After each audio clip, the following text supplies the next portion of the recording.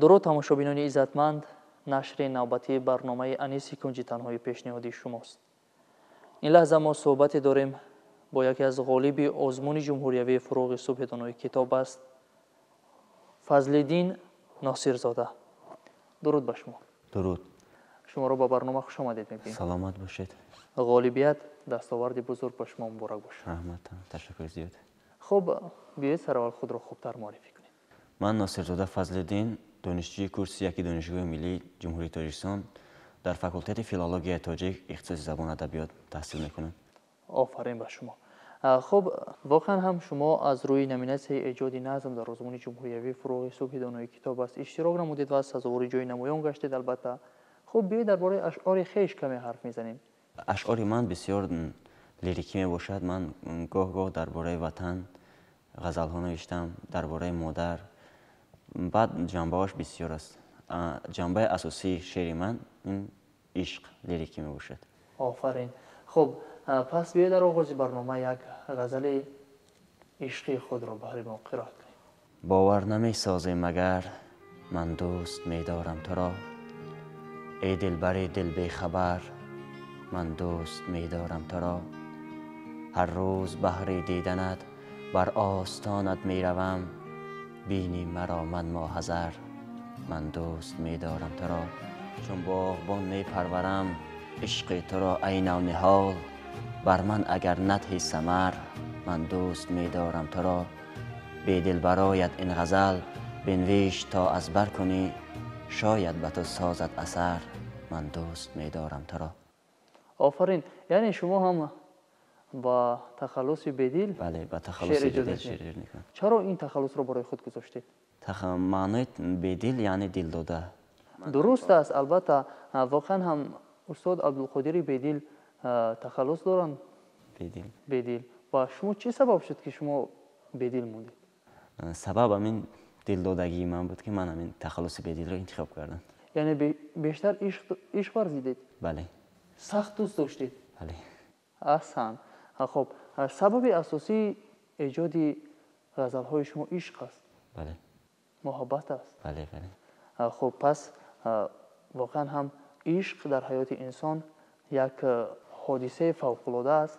هر یک چیز سبب می شود که انسان شاعر می شود یا اینکه نویسنده می شود. البته در حیات شما عشق سبب شده است که شما شاعر شدید و واقعا هم این خیلی خوب است. انسان باید با عشق زندگی کند. عشق زندگی انسان را دیگرگون می سازد. خب آزمون جمهوریوی فروغ صبح دانای کتاب است. در حیات شما چی جایگاهی دارد؟ آزمون فروغ صبح دانای کتاب است در حیات من بسیار هم مهم باشد. من سال اول است که در این آزمون اشتراک کردم. از نامیناسیون ایجاد نظم در 3 دور سزاوار جای اول گشتم و در دور نهایی سزاوار جای سوم گردیدم. من از صنف 10 به نوشتن شعر شروع کردم. در نوشتن شعر به من استادم معلمه دوستمت و هدایت و بعداً با اتفاق نویسندگان شهر وحدت می رفتم و در آنجا استاد دولت رحمانیان، عبدالستار رحمانیان آنها با من کمک میکردند و با دانشگاه آمدم. حالا کورس 1 میخوانم. در اینجا با من علم شعر نظم را استاد طایرف اروت الله با ما درس داد. ما از قانون و قانونیت های همون شعر را آموختم و به دور نهایی آماده شدم و در دور نهایی خوب اشتراک کردم. سزاوار جای سوم گردیدم. آفرین. یعنی شما از صنف 10 علاقمند شعر هستید، تلاش می‌ورزید به ایجاد شعر. شما در این راه کی را پیروی میکنید؟ من در این راه بسیارتر شعرهای بدرالدین هلالی را، غزلهای بدرالدین هلالی بسیار دوست می‌دارم و در پیروی هم بسیارتر با هم میخوام پیروی کنم. بهترین. خب بگویید که تا به اینجا رسیدن، البته تا به غالبیت رسیدن، چه مشکلی ها را پس سر کردید؟ راستی اکنون من نیت در آزمون اشتراک کردن نبود. من همین خیلی برای خود همین شاعری را انتخاب کردم، جاده شاعری را انتخاب کردم و آنقدر هم مشکلی نکشیدم. یعنی شما آماده بودید و موافق نظامنامه به طلبات نظامنامه که اشعار شما چکیده خامه شما جوابگو بود و سزاوار شدید به جای نمایان. همین خیر؟ بله. آفرین. بیاید یک غزل دیگر از اشعار خود. یک شعر خوانم. بگذار یک شعری از اشعار خود قرائت کنید. باشد. اگرچه آمدم شهر دوشنبه، گمان من ما تو را از یاد بردم. با خود من نام بی دل را نهادم، دلم را بر تو جان من سپردم. دلم را آشیانش سینه‌ام نیست، دلم کیها غریبی شهر عشق است. عزیزم عشق تو گر بحر باشد، دلم چون ماهی در بحر عشق است. عزیزم خوب رویان دوشنبه، اگرچه هست زیبا لیک بازم. تو زیبایی ز زیبای دوشنبه، تو را مانند بر دیگر نسازم. هر آنگه می روم سوی دوشنبه، دلم را جذب سازد عشق دیهات. همان عشقی که هستی مطلع او، همان عشقی که بر تو کردم اثبات. عزیزم بر دوشنبه می روم باز، دلم را در کنار خود نگه دار. دل من چون یتیمی بی پناه است، دلم را سرپناهش باش ای یار. آفرین. یعنی انسان چگونه که میگویند لیلی را البته با چشم مجنون نگریستن لازم است، همین خیر. بله. گرچه یاران در دوشنبه زیبا هستند، ولی عشق و محبت آن نفر دیگر است. بله. احسن. واقعا بینندگان عزیز خیلی غزل‌ها، شعرهای عالی ایجاد نمودند که هر نفری که میخواند البته بوی اشعار ناب ادبیات کلاسیکی به مشامش میرسد. بگویید که دور اولی آزمون چگونه گذشت، دور دوم، دور سوم و دور نهایی؟ دور اولش در مکتب خودم گذشت و از آنجا برآمدم به دور شهری. در دور شهری دوران بودند، من سزاوارجوی اول گشتم و باز به دور منطقه‌ای برآمدم که دور منطقه‌ای در شهر ایسار برگزار گردید. در آنجا دور طالب لقمان، استاد طالب لقمان بود و در آنجا هم من اشتراک کردم و سزاوارجوی اول گردیدم. من اونقدر باوری نداشتم به خود، ولی باز هم جا گرفتم. احسن. یعنی انسان نباید به خود باوری نداشته باشد، انسان همیشه با باوری باید زندگی کند، یا نه؟ بله، با باوری زندگی کردن خوب است. آفرین. خب پس بگویید که آزمون جمهوریوی فروغ صبح دانای کتاب است در حیات معنوی مردم سربلند تاجیک چه جایگاهی دارد؟ آزمون جمهوریوی فروغ صبح دانای کتاب است در حیات هر یک انسان مقامی خاصه دارد. با واسطه این آزمون اساس‌گذار سال وحدت ملی پیشوای ملت مردم را به کتابخانه دعوت نمود و همه ساله صف کتابخانه زیاد می شود. در آزمون ها همه ساله بسیارتر اشتراک میکنند و سزاوار جایهای معین میگردند و این واسطه مردم از شاعران گذشته خود و از شاعران امروزه شعرها از یاد میکنند و از ایجادیات آنها با خبر میشوند، از سرگذشت آنها را میفهمند، گذشته خود را میدانند. یعنی در عموم این آزمون در حیات معنوی انسان مردم تاجیک خیلی سهم ارزنده دارد. بله. آفرین. خب اکنون شما چون ایجادکار هستید، آیا در وصف وطن، در وصف دوشنبه شعرها ایجاد کرده اید؟ بله. بیاید یک شعر خود را در وصف وطن تاجیکستان برای ما قرائت کنید. تاجیکستان نام تو روح و روان من بود. تاجیکستان دشمنانت دشمنان من بود. جان خود را می دهم در راه حفظ تو، ولی خاک را نه، چون که خاک تو نشانی من بود. تا زمان زنده ام در پای تو سر می نهم. تاجیکستان هستی تو شأن و شان من بود. نسل سامان گشت پیدا 1000 سال بعد. لحن سینا این زمان اندر دهان من بود. خشم رستم عالمی را که به ترس آورده بود. اندرون روح مردان زمان من بود. تاجیکستان خاک تو بر من مقدس گشته است، چون که خاکت بعد مرگ آخر مکان من بود. آفرین.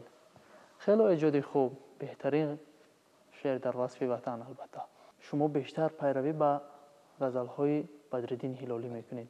خب راهنمای شما کی است که شما رو بیشتر راهنمایی میکند؟ آیا راهنمای اساسی دارید؟ بله، استاد دولت رحمانیان. بیشتر من به همین اتفاق نویسندگان میروم و با استاد کار میکنم. در شهر وحدت البته؟ در شهر وحدت هم در شهر دوشنبه هم با اتفاق نویسندگان جمهوری تاجیکستان رفته با استاد دولت رحمانیان همکاری میکنم. آفرین. خب بگویید که ایام مکتب خوانی خود رو در کجا سپری کردید؟ ایام مکتب خوانی من در شهر وحدت دهه باغستان در همان روز زندگی کردم و مکتب رو در مکتب 94 شهر وحدت تحصیل کردم. خیلی گفتم از صنف 10 به نوشتن شعر شروع کردم و پدرم مرا به اتفاق نویسندگان شهر وحدت برد و در آنجا من با استاد عبدالستار رحمانیان شناس شدم و استاد عبدالستار رحمانیان مرا باز با استاد دولت رحمانیان شناس کرد و استاد دولت رحمانیان من با استاد دولت رحمانیان همکاری کردم و حالا طول 3 سال است که با استاد دولت رحمانیان همکاری میکنم و استاد شعرهای من را از نظر میگیرد. هر یک شعری که من می نویسم ایجاد میکنم از نظر استاد میگذارونم. استاد دولت رحمانیان میبینند، توصیه خود را میدهند، جایهای خطایش رو اصلاح میکنند. آفرین. شما چی نقشه ها دارید در آینده چون قالیب آزمون جمهوری شدید؟ من مقصد دارم تا دانشگاه را ختم کنم و در همین جوده فرهنگ خدمت نمایم، در جوده فرهنگ باشم و با فرهنگ خدمت نمایم و بهر مردم سربلند کشور شعرهای ناب خود را پیشکش نمایم. آفرین. خب بگویید که شما تا با امروز چقدر شعر ایجاد کرده اید؟ من زیاده از 50 غزل و 10 چهارپاره و زیاده از 15-20 رباعی، 2 بیتی تجربند و با مانند همین گونه شعرها را ایجاد نمودم. آفرین. آیا مجموعه کردید شما؟ حالا مجموعه نکردم ولی در آینده نیت دارم. با کدام محفل ها همکاری دارید شما؟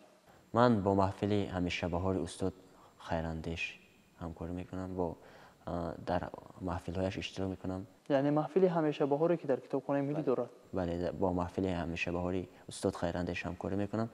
هر هفته روزهای چهارشنبه این محفل برگزار میگردد. من هر هفته کوشش میکنم در این محفل اشتراک کنم. آفرین. آیا در وصف پدر، در وصف مادر شعر ایجاد کردید؟ بله. بیاید یک شعر خود رو در وصف مادران عزیز قرائت کنید. هم از سوز نهانم را فقط مادر تو میفهمی، بهارم را خزانم را فقط مادر تو میفهمی. تو در جان منی بیشک، نه خود جان منی بیشک، که روحم را روانم را فقط مادر تو میفهمی. قسم بر ذات پاک حق که خلاق دو عالم هست، دل پر آرمانم را فقط مادر تو میفهمی. بس اندوه بر دوشم مثال کوه خاموشم، به گوش دلفغانم را فقط مادر تو میفهمی. کسی گر شعر من خواند نفهمد هیچ مغز آن، همه شعر روانم را فقط مادر تو میفهمی. آفرین. خب پس در وصف پدر یک شعری قرائت کنید. شهستون خاندان ما پدر، ای عزیز و مهربان ما پدر. از غم ما گشته عمری تو خزان، شهچنار سایبان ما پدر. نور چشمی حق نگاهت گشته کم، ای تو نور دیدگان ما پدر. روی آوردی به غربت بارها، تا غنی سازی تو خوان ما پدر. هستی تو قوه بر هستی ماست، ای مدار جسم و جان ما پدر. احسن. آفرین. واقعا هم قرائت خیلی خوب. ما تمنا میکنیم که شما در آینده شخصیتی شوید که در جامعه خدمت کرده باشید و بهترین شعرها رو ایجاد کنید و به جامعه پیشنهاد کنید. تشکر زیاد. خب شما به همه اون نفرانی که ما شما را تماشا دارند چی مصلحت میدید، چی گفتنی دارید در آخر برنامه؟ من به اون نفرانی که عین حال ما را تماشا دارند گفتنی هستم که همیشه با کتاب باشید، کتاب را از خود دور نکنید. کتاب استاد بی‌منت می باشد. کتاب غمگساری هر یکی ماست. هر کس که کتاب خوان باشد در جاده های سخت زندگی از پا نمیافتد. تشکر با شما. بار دیگر شما را با برنامه خوش آمدید میگیم. تشکر زیاد. سلامت باشید. بینندگان عزیز، یادرس میشویم که قهرمان برنامه ما بودن ناصرزاده فضل‌الدین، غالب آزمون جمهوری فروغ صبح دانای کتاب است در سال 2023. ما در اینجا میرسیم به فرجام برنامه. تا برنامه های دیگر تنسیت و پیروز باشید. خیر.